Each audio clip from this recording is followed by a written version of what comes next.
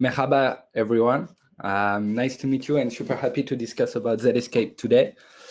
We named this presentation 5 things you need to know. Actually, of course, there is more. The agenda will be pretty straightforward with a simple presentation of Homa Games, Zscape overview, then these 5 key things you have to know about Zscape. I'm gonna speak a bit about the monetization and how we optimized the game since today. Homa Games is a company which was made in built in 2018. We are now more than 80 employees with 4 offices in Paris, Toulouse, Skopje in China, the latest one. A lot of nationalities, of course, and we managed to have 350 million downloads so far, pretty close at the end of the year, and 25 games published.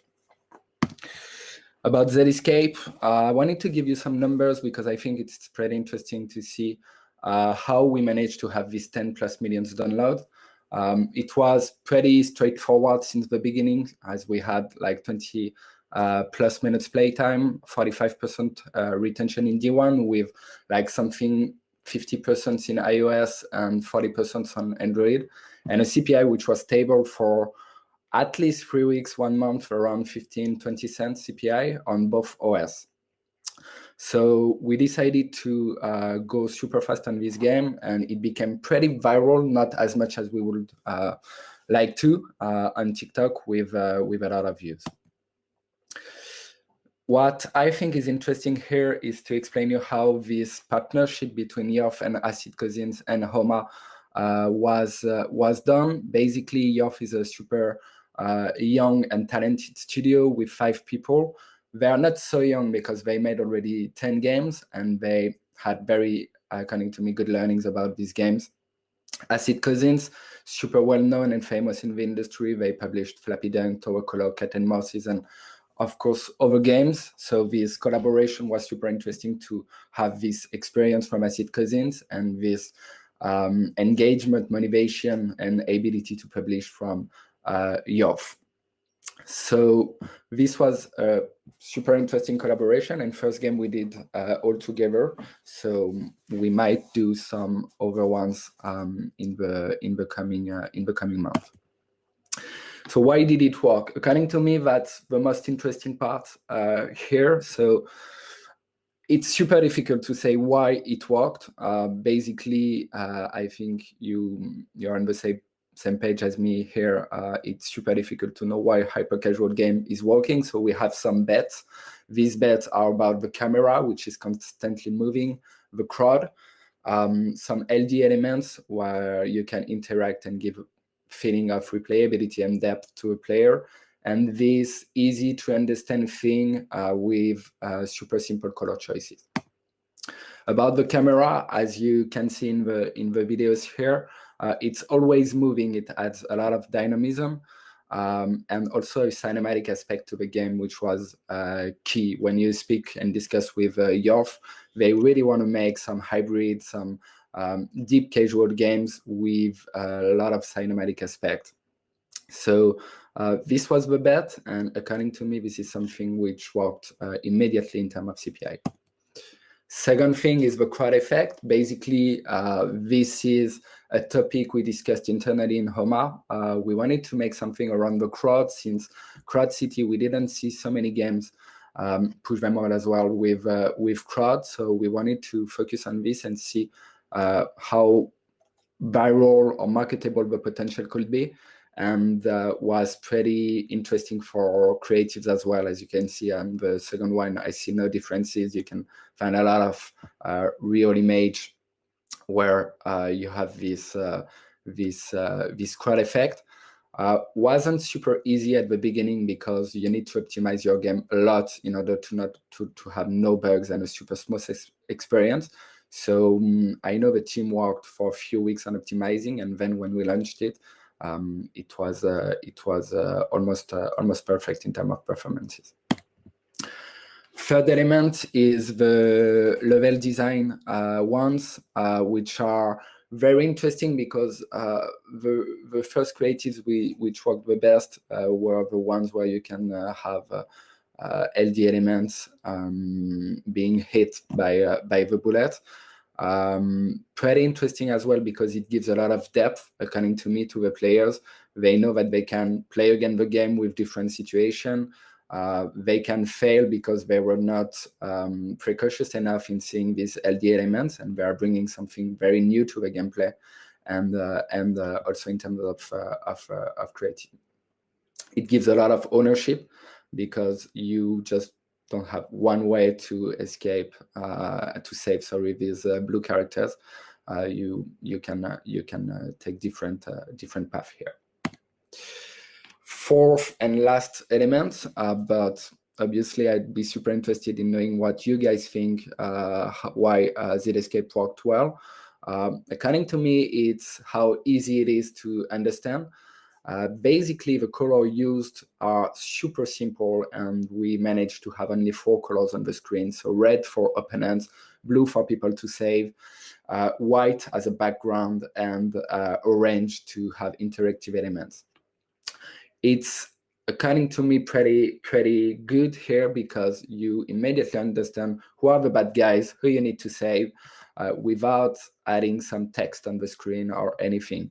And these orange elements were pretty easy to understand as well for the players that they can play with. The game was immediately marketable. It's following a bit what I just said. 15 cents on Android and iOS. When we have that kind of stats, we just push super hard, super fast. But we also know that the game was climbing fast, so we did a lot of optimization on the creative side in order to try to generate a trend, and we had a lot of views on TikTok with this ad that you can see, which was made by a famous TikToker influencer. We scaled fast. That was the main challenge in terms of monetization, and we had a lot of talks around this because the game was pushed to the top charts after the first test in something like 2 or 3 weeks. So we wanted to go fast for a few things. First one was to avoid copies. As you can see, we had a lot of interest from Puerto Rico in this game, so we managed to go super fast in order to discourage everybody to copy the game and maybe make another version with some key elements we might have missed. But also keeping the momentum is very key. Here we were pretty satisfied because we managed to scale with profitability all along the way. The main question was, should we push in top 1? Because it is always interesting for a publisher to push to top 1 every of his game. But there was Crash Bandicoot, which was pushing very hard, and we wanted to stay profitable. So we did a lot of analysis in order to know, okay, should we push 1 and being less profitable, or should we keep the 2, 3rd, maybe 4th position in order to remain super profitable? And we basically chose that bet. About the monetization, I think you guys played the game. It was a very interesting debate we had with Yorf and Acid Cousins around the way to know how we can monetize the game. The thing is, we had a lot of IS per users watched every day. So the question was, should we push in terms of RV in order to have more RV and maybe less IS, or should we keep it like that? We decided first to focus on the skins because it's pretty easy and straightforward to develop, pretty fast as well. And then about cosmetic, but also new guns and new effects. It's pretty interesting because we wanted to have monetization which was focused both in-game metrics, so to encourage player to play again and to have different experience every time, but also something to help in creatives in order to help to reduce the CPI, which is of course climbing super fast. So this was interesting to design this new gun, power, the fire thrower, the laser gun, the balloons ones, which helped a lot in creatives as well. Now the question is more about what should we do with the game. We think about pushing it in hybrid casual mode, meaning having a strong meta around the game in order to keep our best players longer and longer. This is again a debate we have internally. Should we push for other games right now, or should we go and optimize this one again and again? Basically, the bet here is to optimize it as much as we can, as you know, and I think you are doing the same with all your game. Every cent is important, so we managed to do a lot of creatives, more than 200 concepts in each network, so more than 2,000 videos made by our creative team, which was focused on making new skins, new weapons, new camera effect, and new environment. It went pretty well, and we had interesting results here. We did 50 plus A/B tests for every aspect of the game in order to increase the in-game stats, but also the LTV. Basically, I wanted to choose one A/B test which was super interesting around the level list.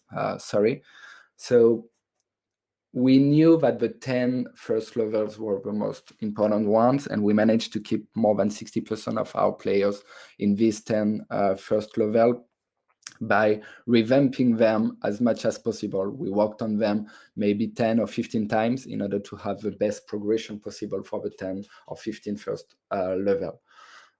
Then we A/B test, of course, many other elements and some game changers one, but it's pretty confidential here.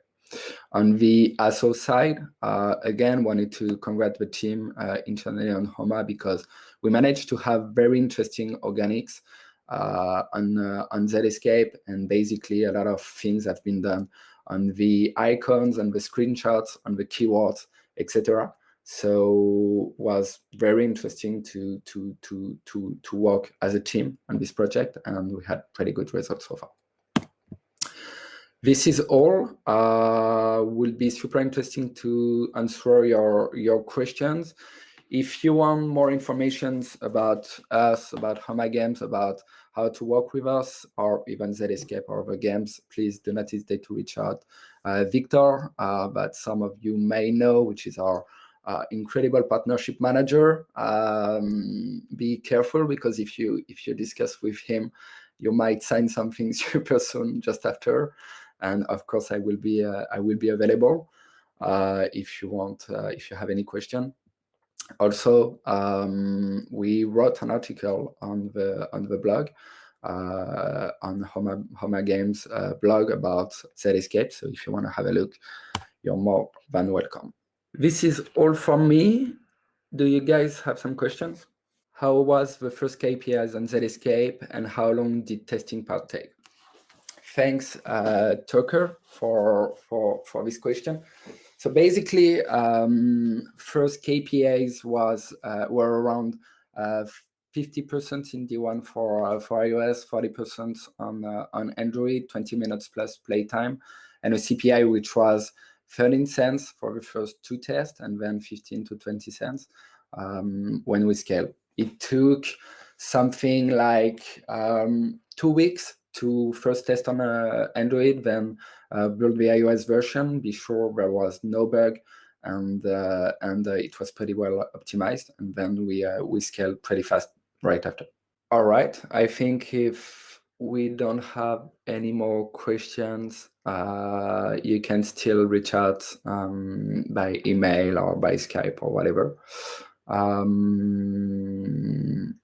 Was super interesting for me to do this presentation with you, and wishing you a very good rest of the day. See you all.